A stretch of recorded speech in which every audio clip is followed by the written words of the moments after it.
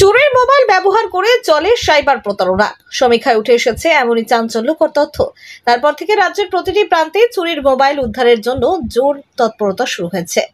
ধারাবাহিকভাবে Asansol Durgapur police commissionerate চুরি যাওয়া মোবাইল উদ্ধার করে মালিকদের হাতে ফিরিয়ে দিচ্ছে। কিন্তু চক্রের মাথাদের খুঁজতে মাথায় হাত পড়েছে পুলিশের। এবার মোবাইল চুরি চক্রের পান্ডাদের গ্রেপ্তার করলো নিউ টাউনশিপ থানার বিধাননগর ফাঁড়ির পুলিশ।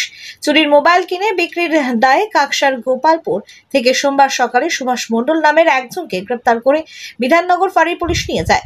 তাকে জিজ্ঞাসাবাদ করে পুলিশ জানতে পারে মোবাইল চুরির দুই মাস্টার মাইন্ডের নাম। তারপরে সোমবার রাতে বীরভূমের দুবরাজপুর থানা এলাকা থেকে শেখ এনামুল এবং শেখ আনোয়ারকে গ্রেপ্তার করে। তাদের কাছ থেকে উদ্ধার হয় 10টি মূল্যবান মোবাইল। মঙ্গলবার ধৃত 3 জনকে পুলিশি হেফাজতে চেয়ে দুর্গাপুর মহকুমা আদালতে পেশ করা হয়।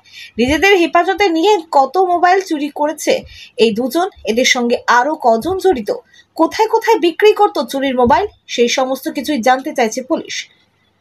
পশ্চিম বর্ধমানের দুর্গাপুর থেকে নিমাই দাসের রিপোর্ট, বাংলা এমজি নিউজ।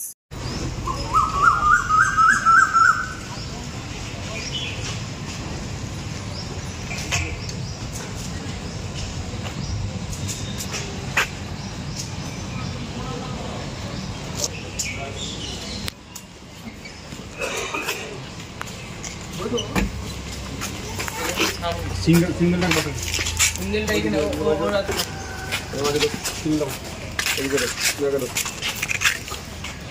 চলো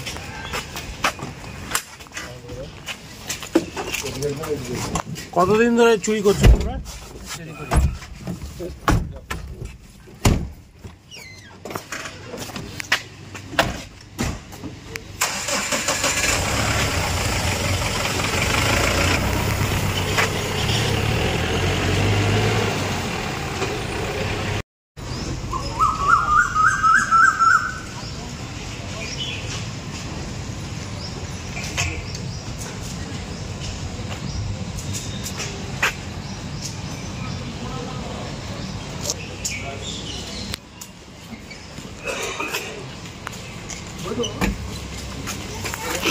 সিঙ্গেল টাইম বটন সিঙ্গেলটা এখানে ওরা আমাদের সিঙ্গেল এই করে লাগা দাও।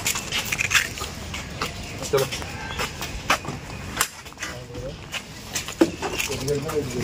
কতদিন ধরে চুরি করছো তোমরা? চুরি করি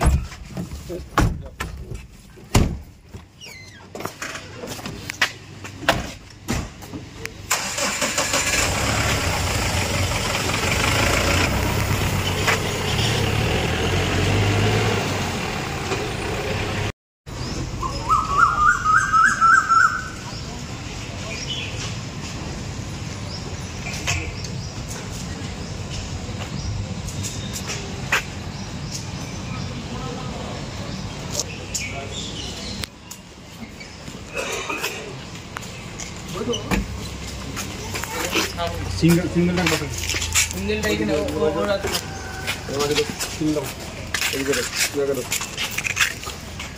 চলো